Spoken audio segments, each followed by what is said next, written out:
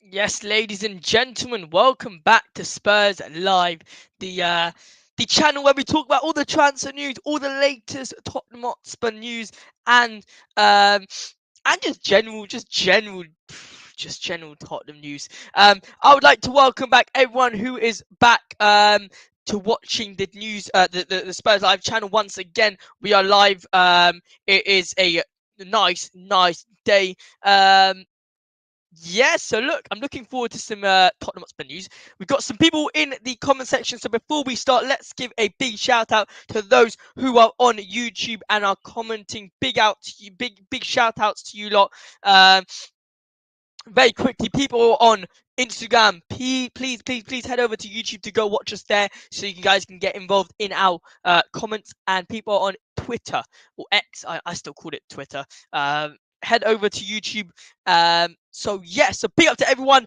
Big up to Adrian Srocker. Big up to yourself, mate. Good afternoon, Josh, the panel, etc. Big up. Please give us money. We are so poor, says Coach's Corner Hannah. Big up to yourself.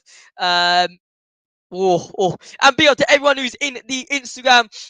Alex Torrens, yes, lad. Quesic Flick, come on, you Spurs.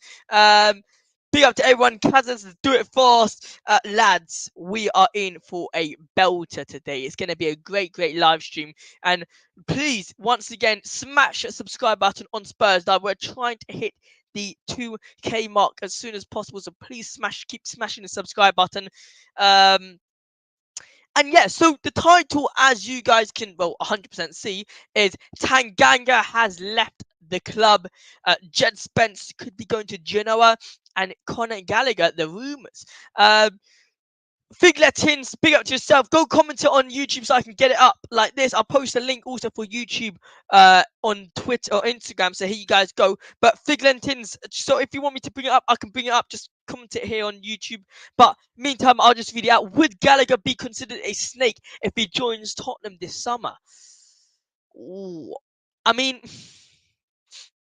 I think from a Chelsea point of view, yes. From a Chelsea point of view, yes. But it's hard. It's hard because is he a snake like the old like our captain did and went to Arsenal and want to put his name into these videos? Is he a snake like him? No. But for Chelsea though, Tottenham is are their main rivals. It's not Arsenal. For us, our main rival is Arsenal. Obviously, we also got a rivalry with Chelsea, but would he would he be considered that much of a snake? He is their captain. Freddie, big up to yourself. Big up to Stephen. I wouldn't say he's that much of a snake, but from Chelsea fans, they 100% would think that. I would think that. Big up to Freddie GK Eze to Tottenham. Yes, lad. No, Eze. I saw this tweet. And it was a joke because obviously all the England players are at Hotspur Way. They train at Hotspur Way, so obviously they'll be saying that. But no, SH Tottenham is not happening right now. I would like it to happen, but for now it's not much rumor. Not many rumors in regards to that aspect is going round. We do have a poll going up though, and it is Tottenham will sign. And we've got over 4 players, we got under 4 players, or is it 4 players exactly? So 67% people of the chat says over 4 players, 22% say under 4 players, and 11% say 4 players. Son follow as a so maybe. I think Son follows a lot of footballers. It doesn't mean that he's going to be coming, but look. The question is if Eze comes to Tottenham, do you play him as an 8? Do you play him as a 7? Do you play him as an 8? Do you play him as a winger? We asked Chris this 2 days ago. He said that he wouldn't play as a 8. But then what happens to Son? That's the problem. Big up to Chris, who's literally in the chat now. Big up Josh and chat. Hopefully everyone's doing well. Look, lads, I want to keep this chat going very lively, so keep the comments coming. Big up to everyone who's commenting. And yeah, so Eze's not an 8, says Chris. Well, look, I think what Eze brings to us is, I hope it's him. Yeah, it is him, right? Yeah. Well, look, he is worth around 55 mil on transfer market. I don't know how much we're going to get him for. I would say we'll get him for around 65 to 70 mil, even closing onto that 75 mil, 80. He can play as a left winger, he can play as a right winger, he can play as a cam. Very versatile. He's got 11 goals and 27 appearances with 4 assists. Not bad at all. Really not bad. Plays as an 8. So that's the thing. Chris says he doesn't play as an 8. I see you, Freddie, says he does play as an 8. It's debatable. It's debatable. Big up to Oscar. Big up Josh. Thank you so much, mate. Hopefully you're doing well. Hopefully you're having a great day. Alex Torres says yes. I'm guessing you're saying yes for Tottenham to sign Eze. Guys who are on Instagram, I can see the quality of the live stream is not amazing. Head over to YouTube where the quality is much better and there's a chat as well, so it's much better over there. Quality is banging there. What are your thoughts on the new kit, lads? What are your thoughts on the new kit? I'm not too sure. I'm not too sure about that new kit. It reminds me of like the 2021 season where like 2021 Tottenham kit. Let me see if I can get it up here. Like it really reminds me of this.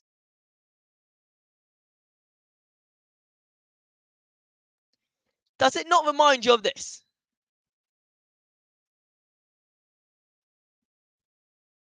Like this? Does that kit not remind you of this kit in a way? I mean, maybe sure the patterns are a bit different, but the collar sleeves are the same. I think it doesn't look too bad at all. It really doesn't. Oh, sorry, camera went off. Wait, it doesn't look too bad at all. But I just don't get Nike and their kit. I really don't like it. I really don't like it. What's the YouTube channel called? It's called Spurs Live. The link is here. The link is in the chat. It's pinned in the chat. The YouTube is pinned in the chat. You just gotta copy it and paste it into YouTube. Yeah, it kind of reminds me of this in some way. Let's just see Tottenham new kit. Let's just see it. And then you've got this. And then you've got this. And then you've got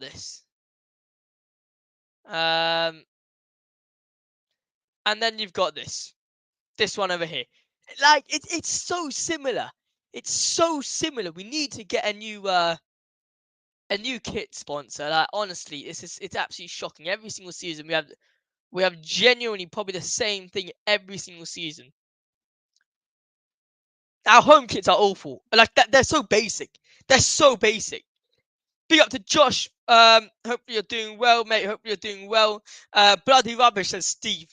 There's a lot of debates in regards to the kit. There are debates about classical 8 and modern day 8, so it all gets blooming confusing, but he's not an 8. Fair enough, that's regards to Eze. Or we can play him as a right winger. Yeah, died kit, or I think you mean to say dead kit. Yeah, in some regards, similar. We need a new kit maker. Yep. You know what? I think, where was it? What were those things called? Obviously I'm much younger than a lot of you guys, but they were back in the days, about what I would say 40 years ago, 30 years ago, they used to wear this type of I wish I would have it to show you guys. Anyway, whatever. I found an old my father's Tottenham Hotspur. It's like a jacket. It's like a jacket type of thing. Which looks unbelievable. It looks unbelievable. I wish I brought it out to show you guys, but no, I don't have it here. But I mean, some classic Tottenham Hotspur shirts. I mean, the makers that there were. I'm just trying to look up again. Yeah, you have the Holston that I wear in on live streams a lot. You got the odd HP. You had HP once or twice. What else did you have? No, HP and Holston were the sponsors. Sorry. HP and Holston were the sponsors of the kit. It's like AIA. Not sorry, I didn't mean that. I thought we had a Puma shirt once. I thought we had a Puma shirt. I thought we had a Puma shirt.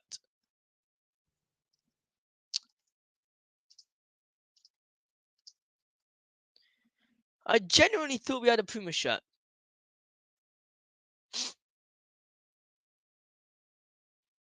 Maybe here. Nah. I'm not too sure. I'm not too sure. Play mobile kits. Admiral was nice. Look, I tell you what, I love retro shirts. I love retro shirts. I think they're unbelievable. They're so nice. Comment down below what your favorite kit was as a Tottenham Hotspur fan. I know what mine was, and this is mine by far the nicest kit. Sorry, maybe not the nicest, but the ones that gives me the most, like good memories was this shirt. What was it? 20? Was it this? Nah, it wasn't this. But this was a classic. This was a classic. I'll tell you what, this shirt here was this shirt here was nice. Nah, like guys, this shirt here was really nice. I mean, oh damn it, oops, closed it. This shirt here, I'll show you guys now. What was it? 2016 we wore this. I mean, that is a nice kit. Brilliant, awesome. Just waiting to see if ready. Yeah, all right, awesome. We got Josh in here. We got Josh in here. Yes, mate. How are you? You alright? Hello. How are you, mate? All good, all good. Just looking at some old Tottenham Hotspur kits. That is my favourite. You see me wearing it all the time. It's my favourite of the past 10 years. Yeah, Love that kit. it's a nice one. What year was the one with the seat belts? What year was that? That was like, I swear that was like 17, 18, maybe That 16, was 17. I love Horrible that kit. one. I love that one. Oh, I love that one. I thought it was great. Oh, maybe you can help me with this. Maybe you can help me with this question. So there was this word, and I can't be bothered to ask my mum now, but there's this word that we used to have these back a long age ago, like 20, 30 years. We used to have these jackets, and they weren't jackets with a hoodie. They were like small, like jumpers. Like anthem jackets that players walk out to. Yes, yeah. Almost like that. But there's a word for it, and whatever. I saw my dad, and he gave me like a retro one. I'll bring him for the next live stream. But how are you doing, Josh? You alright? You doing well? Yeah, I'm not too bad, mate. It's been about a week away in Cornwall last week, so I've only just got back. But nice. I saw you fire up the stream, and it's been a decent day of Spurs news. Actually, it's been a bit quiet the past couple of days, isn't it? Really, but yeah, we've got a few things for you today. And it's the kit been, launch, obviously. Yeah, I tell you what, it's been the problem with doing live streams, when you try to do live streams every day, you run out of things to say. Like, you say the exact same thing. So to save the time, I was like, today there's been a couple news coming out, a bit of news coming out. So look, let's get into it. I don't know how much time you got, but when you need to leave, all good. Big up to Ruben Cornwall. Hey Josh, big up the new kits. Big up. So number one, wait, before we start, what was your favorite kit? The kit that I showed, 2016. What, of all time? Yeah, what's your all-time favorite? All-time favorite is that, the yellow and blue one the retro one. I think it was 90s. It's in the 90s, might be 92, 93. The Holston Yeah. Most of the Holston kits are my favorites. I love Holston. Memories wise, what was the sponsor of it? Like a Nike badge. What was it then? It was Adidas back then, I think. Was it Adidas? I think it was Adidas back then. Pretty sure. Yeah. I think so anyway. I liked, memories wise, I loved our Aruzma kit. The long sleeve Bale one.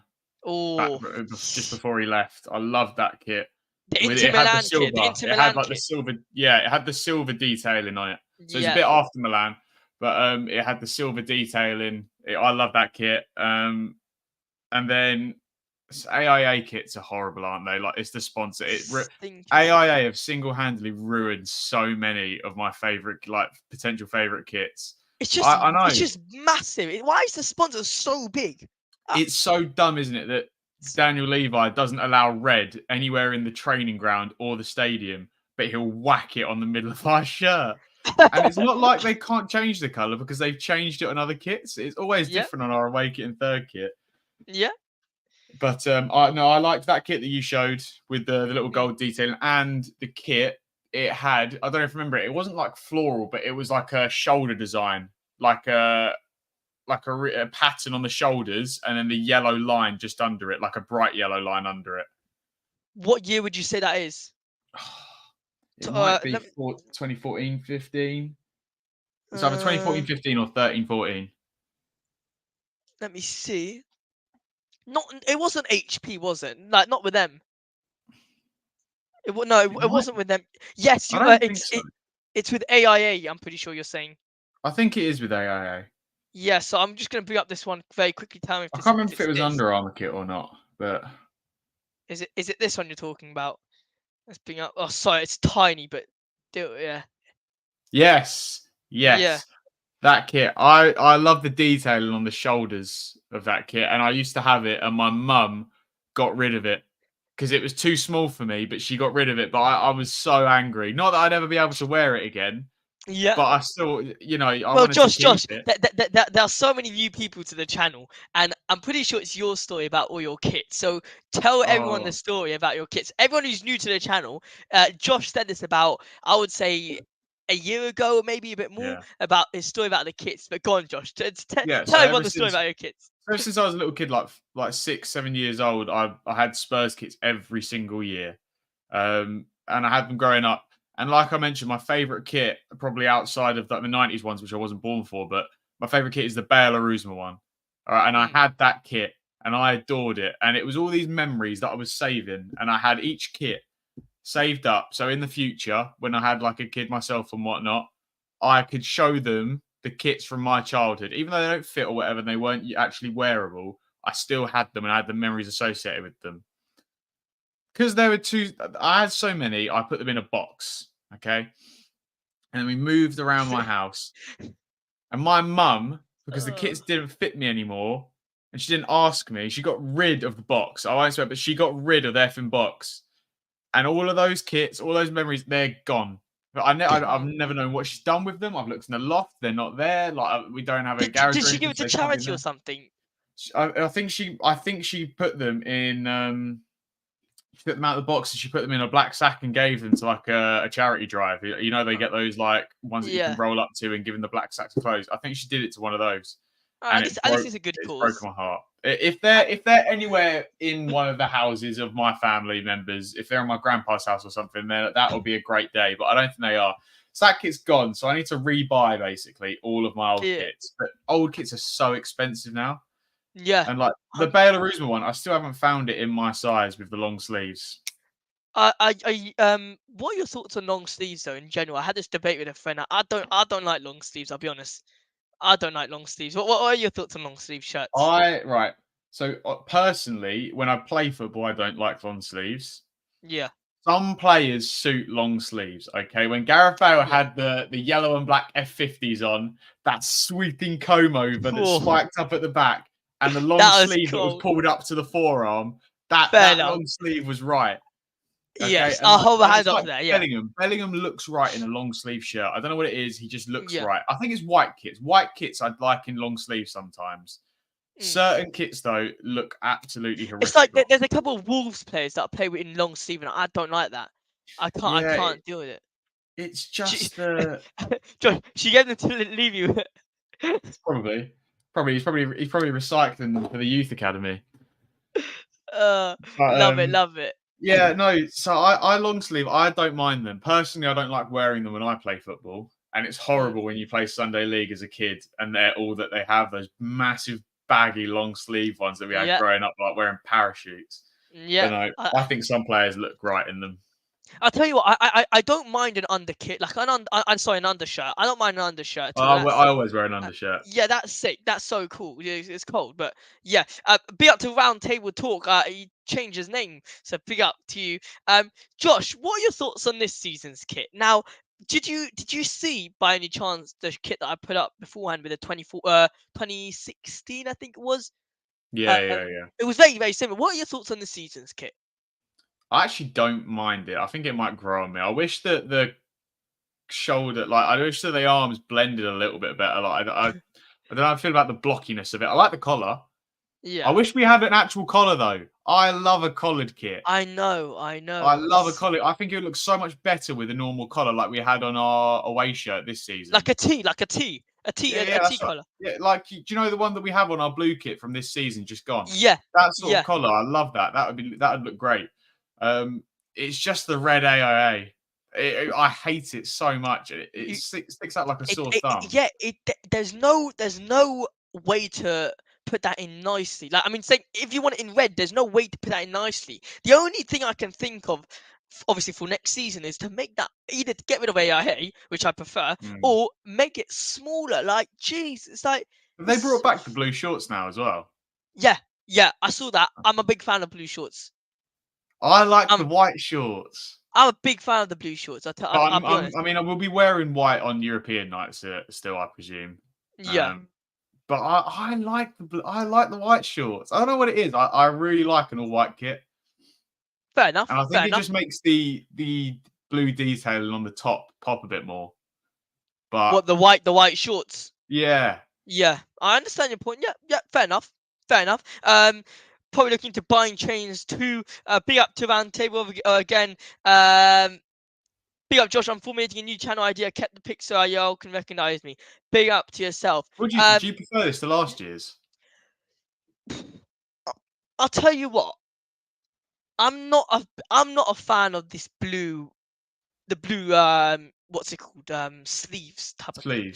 I'm not a big fan of that. I would have much preferred having you see at the bottom here where you've got like the blue and white lines. I'd much prefer having that and then everything else white with the collar being blue and a T color. Like, I'm not a fan of that blue shoulder, but I don't know.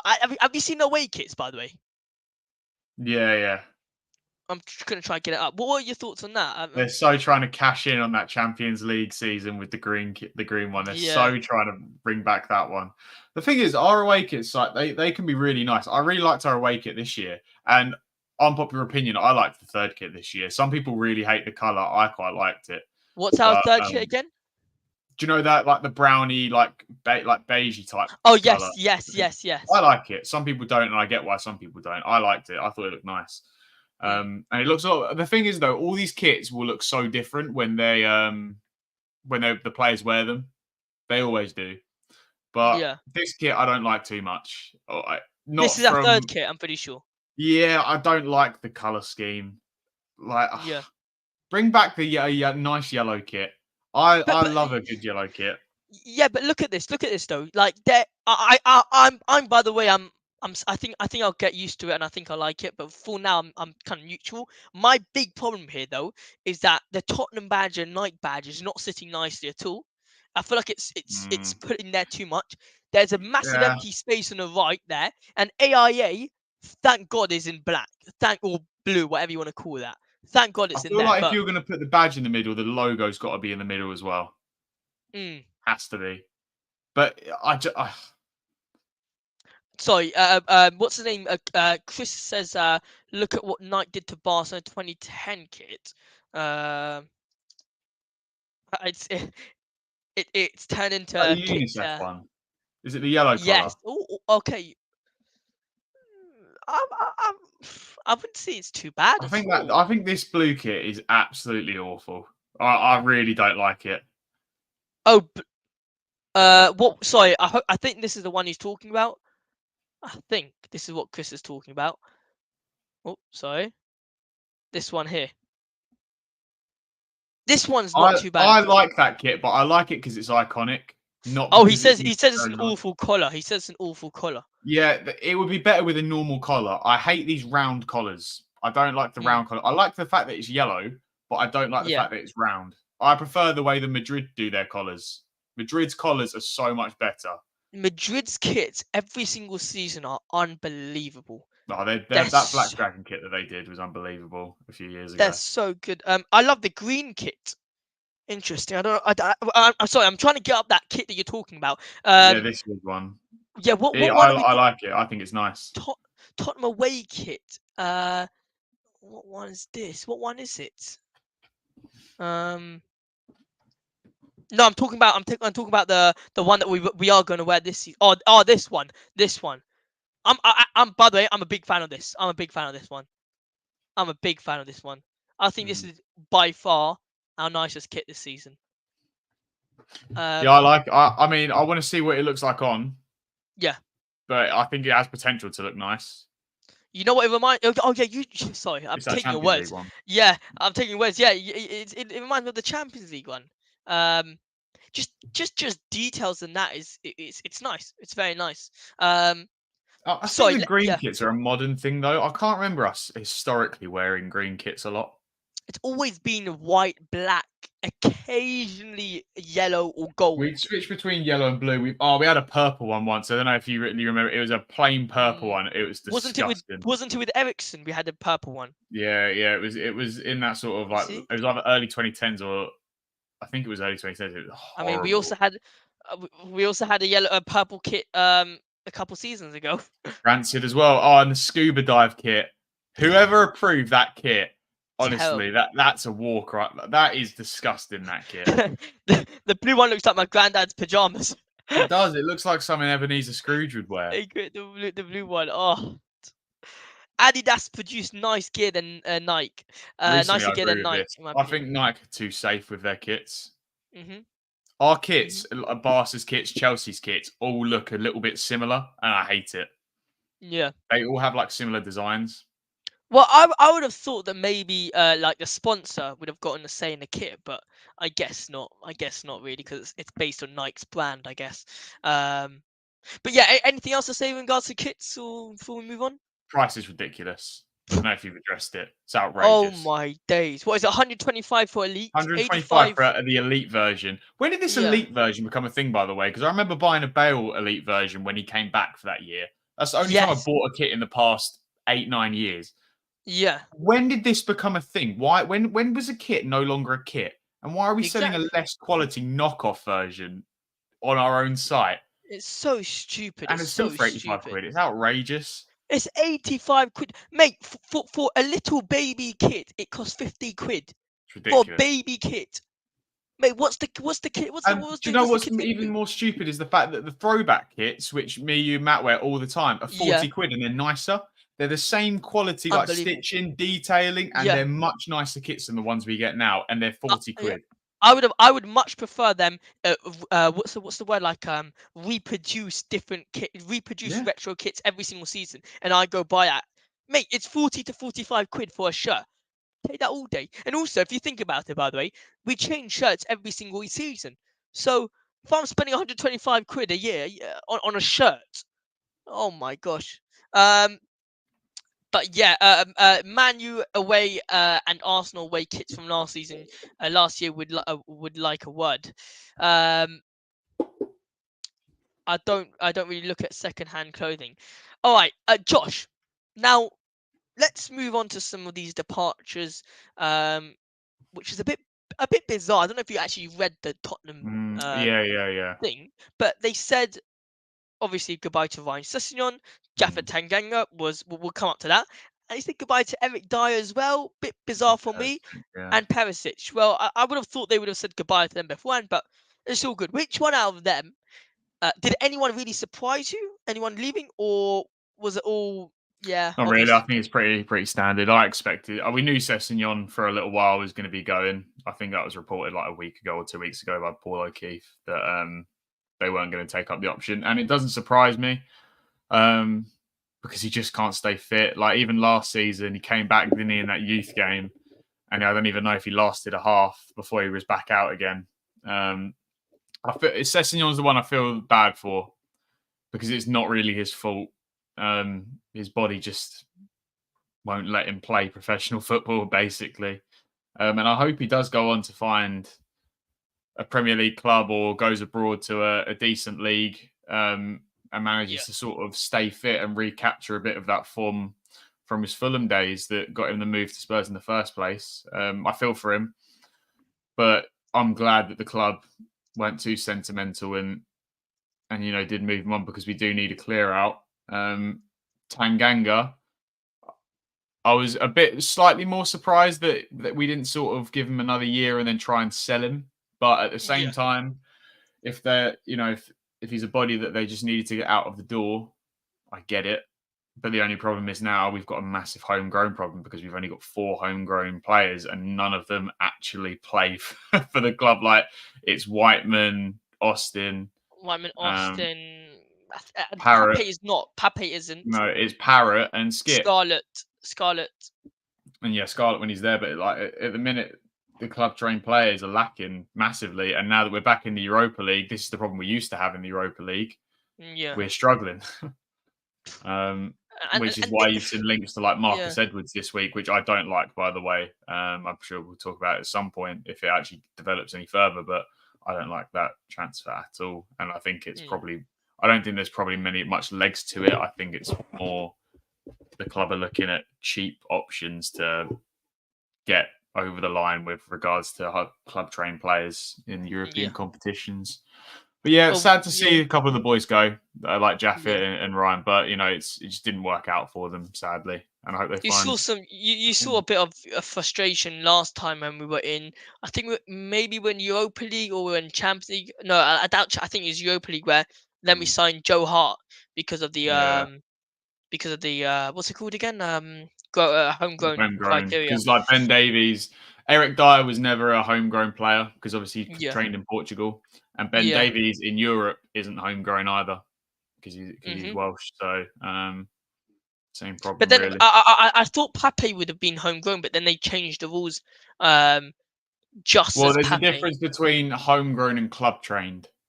Yeah. There's different ones. So certain players become like Pape will eventually go down as club trained. I think maybe. Same thing with Udogie. I'm pretty sure. It's like why can I think of his name? Arsenal keeper David Raya. He's technically a homegrown player because he did his youth academy training at Blackburn. Yeah. So yeah, it's so weird. The rules are so ridiculous and like pathetic, complicated to be honest when it comes to Europe and the Premier League, who have two different sets of rules, which is just ridiculous. But I think we've got a lot of transfers to deal with this summer. A lot of outgoings, a lot of incomings. Big up to Audio Artisan who's in here. Afternoon chaps in chat. Hopefully you're doing well. Audio Artisan. Before we continue with this the Tottenham news, please guys smash the subscribe button. Josh, Matt and myself will be providing you throughout all the summer with so many live streams, Tottenham news. So people on Instagram, head over to YouTube. People on Twitter or X, again I still call it Twitter, head over to YouTube, smash the subscribe button. But Josh, let's talk about a certain player called Djed Spence. Now, is it worth us selling him now to Genoa? Is it worth us keeping him? I'm just playing the what's it called? Devil's advocate. Is it worth right now selling him? Should we give him a chance? What are your thoughts on Djed Spence overall? I mean, I think we may as well sell him to Genoa at this point. If he's had a good season, like Spurs have really struggled to sell players, especially after loans. Like they end up always just coming back to us because of the wages mainly. Has been our biggest problem. I think that's just a Premier League problem, though, isn't it? The wages are so high that Premier League clubs, especially top 6 clubs, really struggle to sell on players. But if Genoa want to keep him, I can't imagine it would take too much financially to get him away from us. Because I'm pretty sure it's pretty clear now that Ange doesn't want him. That he doesn't like his attitude. He doesn't want him in and around the dressing room necessarily. And again, another one that it just hasn't worked out for him. He was sort of destined to fail from the beginning, wasn't he, Djed Spence? Because he obviously came in and Conte said he was a club signing, which made it pretty clear that Conte didn't want him. Didn't really get a chance under Conte. By the time Ange came in, he didn't get a chance under Ryan Mason really either. Had a failed loan spell in France. Had a failed loan spell with Leeds. He managed to get some football under his belt at Genoa. And I think if they want to solve what's becoming a problem, really, I think, why not? Then sure, why not? Might as well. I mean, at the end of the day, we're talking about. I'm going to even go to youngsters now. We talk about so many players that are kind of they're at Tottenham, but they're not providing us with anything in terms of they're not giving us the quality we need off the bench, let alone starting at Tottenham. They're never going to start. They don't provide us off the bench. And now this is someone I want to talk about. We've had a couple of these chats in my WhatsApp group, and there's debate about, do you sell a player or do you not sell a player? And there's certain players, Troy Parrott. Now, it's interesting. It's interesting because I do understand both sides. I think personally, I think we should give him a season. If he does well, good. If not, get rid of him. But problem is that would you not want to sell him whilst he's at his high, whilst at his peak, scoring 2 hat tricks in the space of 10 days, helping his side. I don't want to mispronounce the name, so I'm not gonna say a team, but helping his team in the playoffs. So what are your thoughts on Troy Parrott? Do you sell him whilst his value is quite high? I think so. I mean, don't get me wrong. I've wanted it to work out for Troy Parrott for years. But he's had a few loan spells. He did okay at MK Dons. And I think that's where he sort of went up a level and managed to get that move to the Dutch league, because he did okay at Dons. But he's had a couple sort of disappointing loan spells before that. He's been in and around the squad throughout the years, as in like he's been on a couple pre-season trips. He's been in and around the first team, but not really got a proper chance or a proper run in. And he's obviously had his sort of first breakout season. By that, I just mean his first season of some sort of consistency and some actual good form. I mean, you've got, and I think in his position, we're obviously probably going to buy a striker this summer anyway. You've already got Richarlison, who we haven't moved on. You've got Son that can play there. And then you've got Dane Scarlett, who I'd say is probably still ahead of Troy Parrott in the pecking order as things stand at the minute. And then you've got players like Will Lancashire, Gene Sodsett Bell in the academy that are absolutely on fire there in scoring goals. So I think it's a fact of we don't necessarily have the room for Parrott. I don't know if we have the time to bed him in.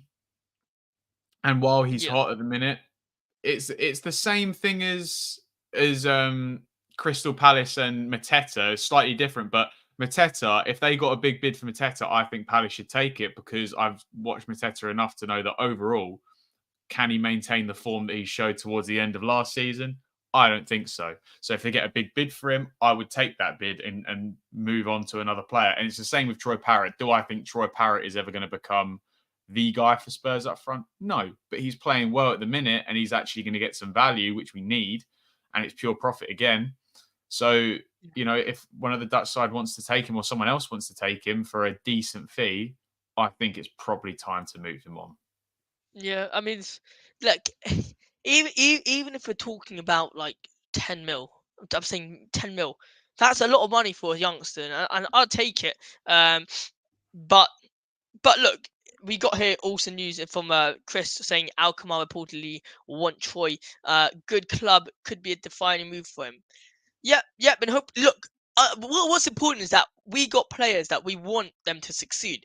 Ryan Sessegnon, Djed Spence, Tanguy Ndombele, Joe Rodon. I can name you now. Troy Parrott, Dane Scarlett, Mikey Moore. We want them, even if they leave Tottenham at the end of the day, Delhi. We want them to succeed. I think Parrott will be one of our 4 academy grown players next season. Probably won't play much. That could be a thing. But this is the question. If you look at a lot of the top clubs, Josh, yeah, they're great sellers. Madrid and City, I'll take 2 examples. Madrid and City, for example, are great sellers. They always know when to move on youth. How often do you hear about City moving on a youth player or someone that's barely played 20 minutes or just a couple of seasons on loan? But because they're part of the City group, they get 10 million here, they get 15 here, 20 there. And the same with Madrid, but just moving on their older player. They always know when to move someone on. And at the end of the day, you can put in a buyback clause if you really want to. If Spurs really thought Parrott might explode next year in terms of form and really become someone, they can put a buyback clause in if they really wanted to. And I'm sure it wouldn't be too much of a problem. But I think you've got to know when to not be sentimental and when to move someone on and take the cash. I didn't even think about that. That's a good point. We could even put in a buyback clause. That's actually not. That's not City bad. Do that? Yeah. Big up to Ben Bano's here. Hello, Josh, mate. Glad to see you, mate. Big up to yourself. Carl Simpson says, I think we can cash in on Parrott, in my opinion.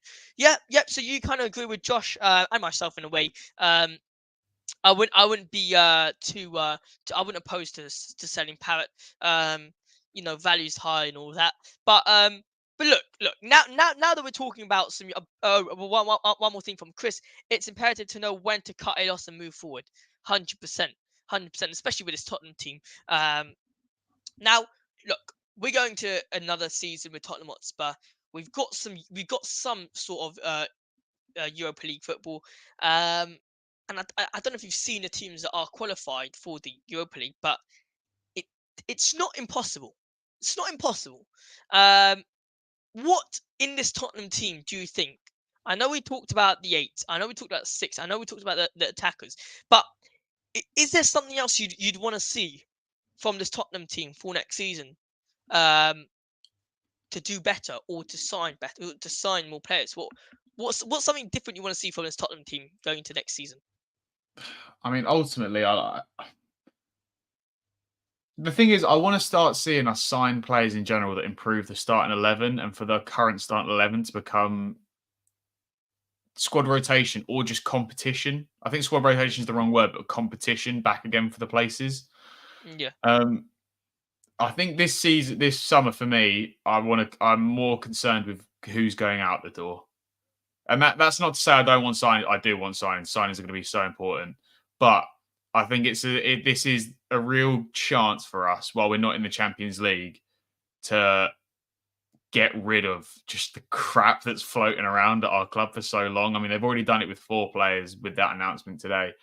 But it's so important that we get this bloated squad trimmed down so that we've got a sort of base to actually build properly from. Because at the minute, it's just patchwork. I don't know if you feel the same, but I feel like a lot of seasons, it's just patchwork. It's let's loan Lo Celso for another season, and we'll just get to it later. That we'll still that problem. To delay stuff. Yeah, we'll delay that problem. We'll fix it later. And we've done that so many times now that we've got such a bloated squad of players that's really difficult to move out the door, and it's really hard to build from that. So I think this season is more of a selling season for me in terms of what my priorities would be. And then replacing those players with either young players for the future or an established starter, and our current starter becomes that competition. Do you think we're going to be getting, someone asked me this the other day, do you think we're going to be getting youngsters in? Do you think we're going to be getting some loans in? Do you think we're going to be getting some marquee signings? Like, how, if you had to predict the amount of signings we're gonna make and what type of signing, is it going to be loans? How do you see the signings be? Well, I do think, I mean, from all the noise around all the actual credible journalists that report on Spurs, it sounds like we're going to get like 2 or 3 marquee ones, which is obviously the striker, the midfielder, and then probably another centre-back, Ange said as well, that he wants. And then I imagine Spurs are always looking for opportunity signings, aren't they? We always hear that. It's opportunity ones, particularly from the Championship. If someone becomes available for a decent fee, then Spurs usually try and jump on that. They did it with Clark, Spence, Ryan. Right, they do it all the time. If someone becomes available for a decent, we've heard it with Joe Bellingham this week as well, which is one that I'm not overly keen on, but it's fine. So I think sorry, we are going to get to that, by the way, because I've got a very interesting thoughts on him. Yeah, but I would like a striker. We've heard a lot about Tony, and if they can figure out the price for that, because Isak is my ultimate dream signing for striker, but we've heard this week that it's probably too expensive and too difficult to make it happen. Tony's a pretty good consolation prize. The one I really want, if I can really just bring one player to the lane, every time I see him in an England kit, in a Palace kit, I just see him in lily white, and it's Eze. I adore watching that man play football, and he's so Spurs. He's so Spurs. I can just see him in the kit. It's the same that was with Maddison. Some players you can just see with that Spurs kit and that Spurs badge in that stadium. Looks good. You just know it would work. And I think it just would work with Eze. I'd love to see him if we can get a deal done for Eze. I would accept some just sort of replacement signings throughout the rest of the squad. But if we could get Eze, the DM, and the striker done, I'd be pretty happy with that window and the Deadwood out. That I'd be buzzing. Yeah. No, looks. I tell you what. With regards to that DM spot, I feel like our first priority has to be a DM. I mean, but a at the striker same is time, if I can't really see the profile at the for what minute in for a terms DM. of, yeah, I just don't see the player that's out there. Do you There's no one that really stands out to me as like it's so smack obvious that this player should be that 6 for us.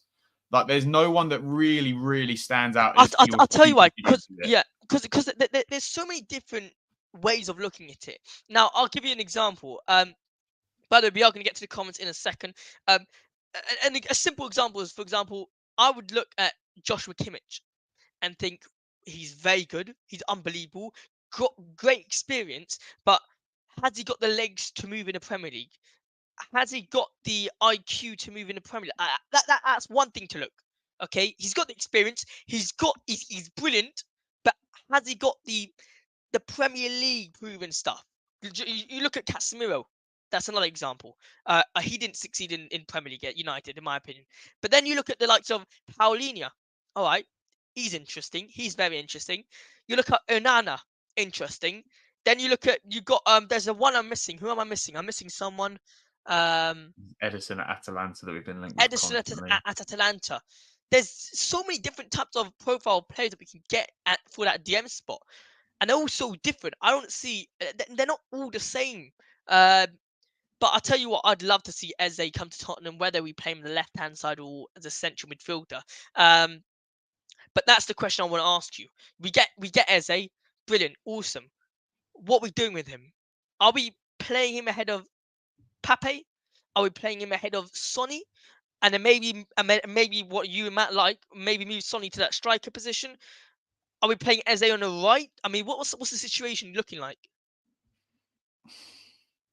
Ideally, I'd like to think that Eze and Maddison could play in the same team, or you could move Maddison to the right and you move Brennan left, or Brennan just becomes like that super sub that he's been great at all season. I think Eze can work on the left for us if we needed him to, but by the sounds of it, the club don't have him in mind for the left. They have a left winger that can also play striker, similar to Sonny, as their ideal signing for that wing spot, which would tell me that they want Eze in the midfield, which is obviously his best position. But I'd be fine with him for that reason, that he can play on the wing as well. He's so versatile. And I wouldn't want to pay more than like 70, 80 for him, though. I think that's what he's worth. I think that's ultimately the sticking point. Look, transfer market says he's worth 55 mil.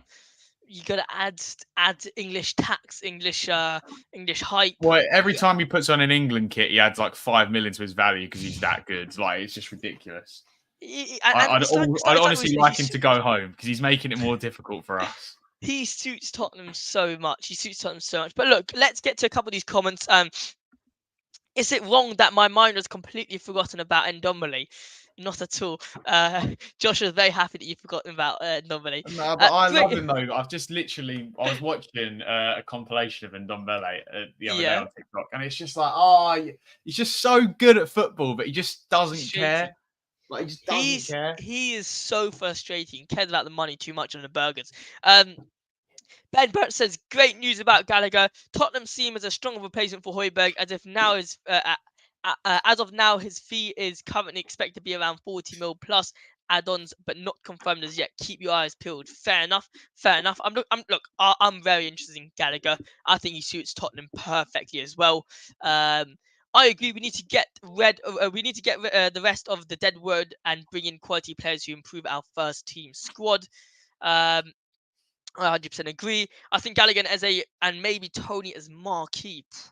That for me. Surely people are happy with that. What do you think? Yeah, I think people have got to be happy with that. Honestly, I think.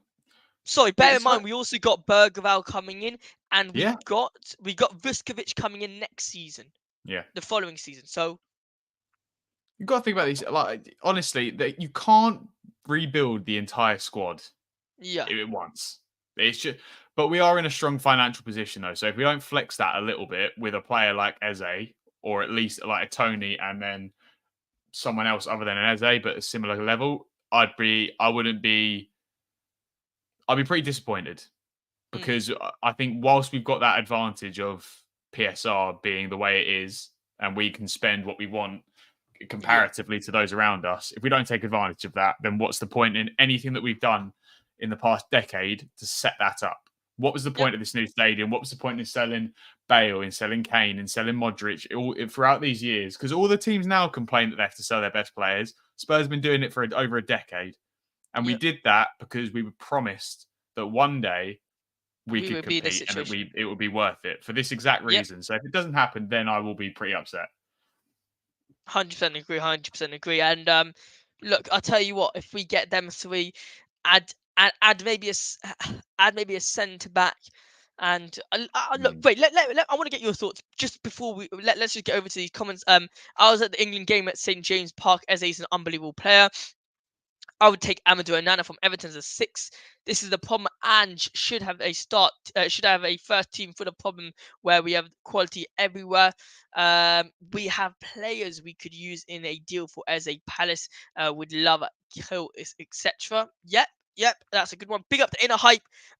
Good to see you again. Getting in another England international leader certainly helps add energy. More importantly, their identity. Now, I want to talk to you for a second about one position, and it could be just because of recent bias. So again, you say your thoughts, and obviously, if you think you don't think what I'm saying is right, so obviously call it out. But maybe it might be recent bias, but I think that left back spot is also very wobbly. It's very wobbly because if Udogie gets another injury, I don't know what happens. Are you thinking maybe we get in a left back because Ryan Sessegnon's left? Emerson's probably going to leave to AC Milan. Should we look at left back or not? I think that's one of those where they'll go, if Davies leaves, we'll buy one. But if Davies stays, they'll go, that's a problem we will push down the road for another year, and then we'll address it next year. Unless, like I said, I think that's one of those where it would be an opportunity signing. If you get do you know what I mean? Where it's so just a young left back just pops up that's so obvious to just snatch him up for a cheap fee from the Championship while you can, and maybe loan him back. I think that's a possibility, but I can't see them going out of their way to try and solve that problem before the other problems in the squad. If you get what I mean. But I do get your concern because Udogie's obviously now out with the injury. That's going to take him time. Luckily, he's back early enough that he's not going to miss any of the season, I don't think. Or is he going to miss? I think he's back just before the season starts, I think. Okay. So he might miss and then pre-season. Yeah, and then I'm not too worried about Udogie picking up multiple injuries. He's obviously missed a bit through suspension, but I think he'll be fine. Fair enough. I just thought that was a topic also. Now, this is a transfer, and I want to do two these rumours together to end off. And it is the Marcus Edwards and Jobe Bellingham. Is it Jobe or is it Joby Bellingham? Jobe Bellingham, yeah. Guys, yes, I did put Bellingham in the title of the previous YouTube live stream because it's a nice clickbait. Let's be honest. But yeah, so what are your thoughts? I'll start. I want to start this time. I think Jobe Bellingham. I don't think he's a bad player. Let's start off like that. I don't think he's a bad player. He's not getting this spotlight for no reason. He's got 7 goals and 1 assist in 45 games for Blackburn this season, which is sorry, Sunderland. What I'm talking about? I meant Sunderland this season. Which is it's okay. It's okay. I'm pretty sure he plays as a midfield. Yeah, he plays a central attacking midfielder as his main position. He can play as a DM, central midfielder, left midfielder, and a central forward. This is all according to Transfer Market. But look, I think a lot of it is also going because of his brother. I'll be honest. I think the reason why he's getting all this hype is also because of his brother. What his brother's doing, winning the Champions League. I don't like to compare these two. I don't like to say, just because his brother's just getting a spotlight, then Jobe's also going to get the spotlight. But I think this is all what's the word? Just news. This is all just PR.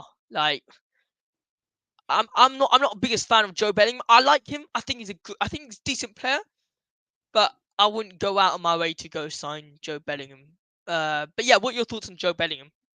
Yeah, I get what you mean. I think because his name is Bellingham, people will naturally, there are Yeah, more eyes on him, yeah, which isn't his fault. hmm But naturally, there are more eyes and probably a bit more expectation on him. yeah, Um, I think he's decent.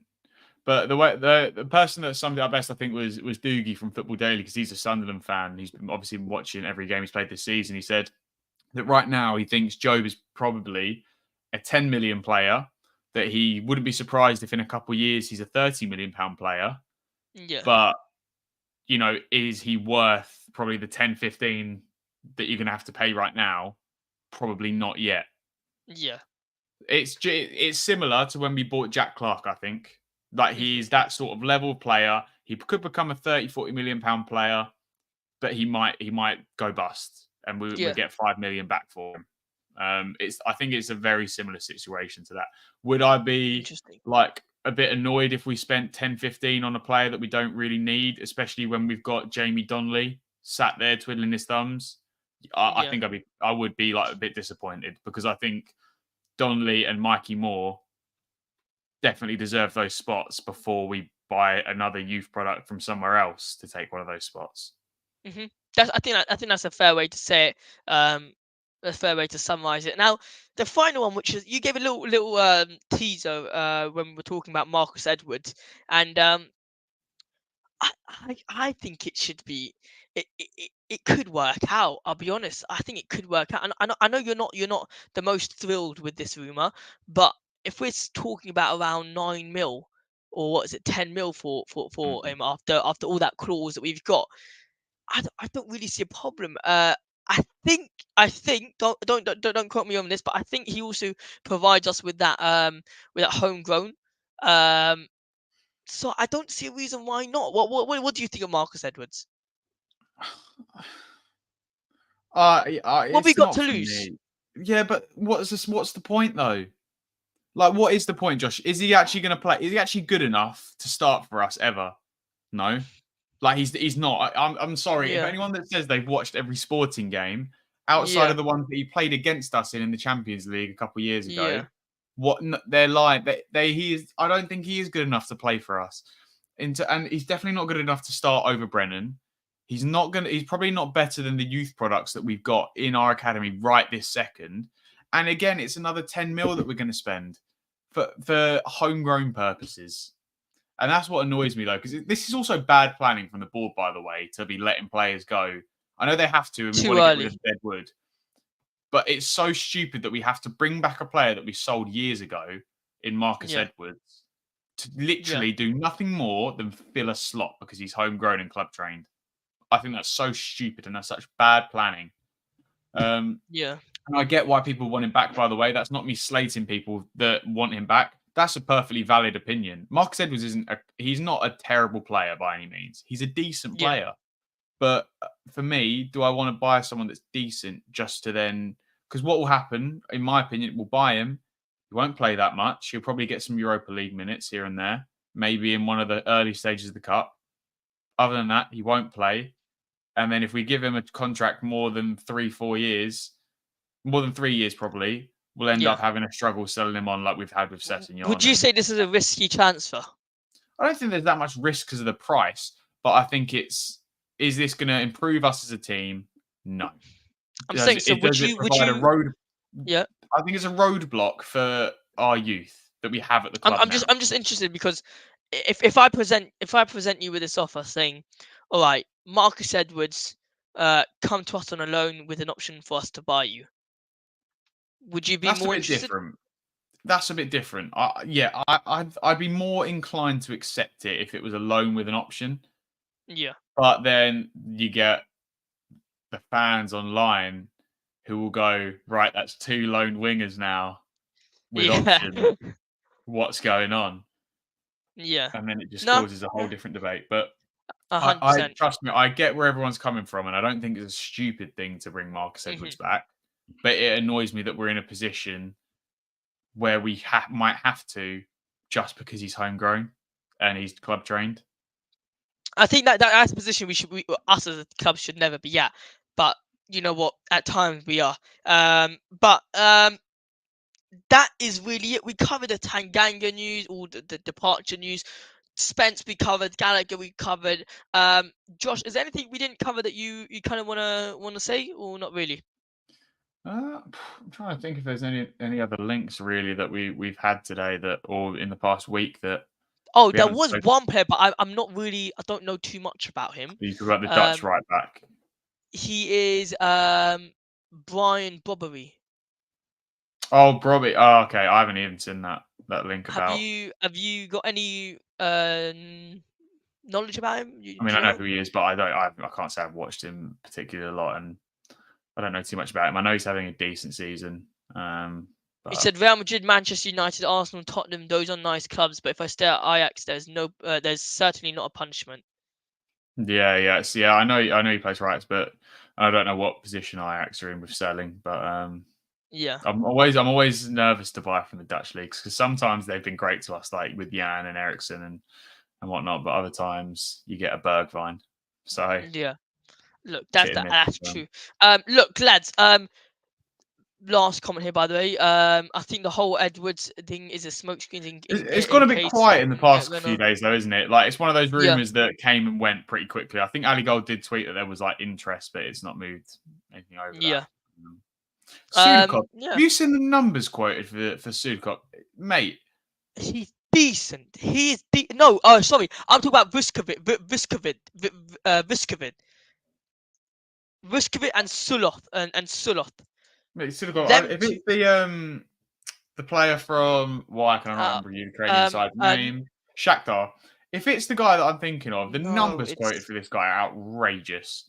Like I can't see anyone paying the money for is it Soloth? the club are asking for, No, especially I'm after talking about Madrid. two people.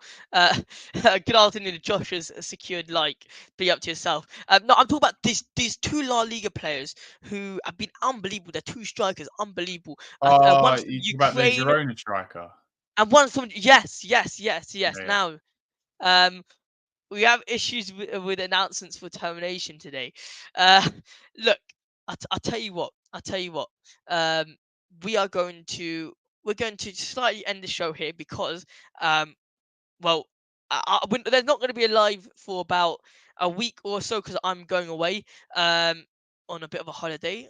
So I will see you guys soon with Josh and Matt. Josh, last thing I was going to say to you is that we did have here a poll in the chat saying Tottenham will sign and then over 4 players, under 4 players, or 4 players exactly. How many how many players are Tottenham signing this summer? Bring loans in, bring everything you want in, There's an include account. Bergvall coming, This and includes Bergvall, and does it include Werner? And Timo. Yeah, so So we've already that's got already 2. two. Yes. Oh yeah, we're definitely going to go sign over 4. So 100%. you're saying we're gonna get around 5-6 players? I reckon it would be around 6 players. Hmm. Maybe one over that, maybe one less, but I reckon it will be around 6 players that come into Spurs this summer. So let's predict here for a second. We've got no idea, but let's say 6 players. We've already got 2 loans. Are we going to get any more loans? And are we going to get any marquee signings? I think we Out get your a prediction. marquee striker. We get a marquee midfielder. I think we get a decent centre back, like a right footer. Yeah. So that's 3 extra on top of what we've already got. And then I think we get replacements. So like, I think Emerson will probably go to AC Milan. So I think we end up getting a right back after that because I think Djed will go as well. So I think those 2 will leave. We'll get a right back in. I think Lo Celso will leave. So that'll be one more midfielder we get on top of the marquee midfielder signing. Yeah. Hojberg obviously goes. So that'll be that DM. Hojberg potentially. I Maybe think even it's actually going to be, thinking about it, it's probably going to be a really, really busy summer, I think. I think it's what you said. You said it at the beginning, spot on. It's going to be a summer full of so many outgoings and just a busy summer overall. I kind of agree with you. I think I said it on Talk and Ball the other day.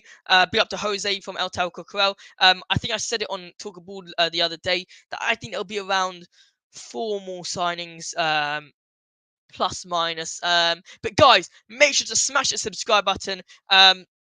Hopefully you guys did enjoy this live stream. It's great to see Josh back here again. Matt was on, I think 2 days ago with Chris. So big up to everyone who's been supporting lately. Josh, any last words? No, I'm just excited to be back in a couple of weeks' time and looking forward to hopefully some good transfer news and some pre-season talk. Hopefully. Well, lads, we'll see you guys very, very soon. Come on, you Spurs. Bye-bye.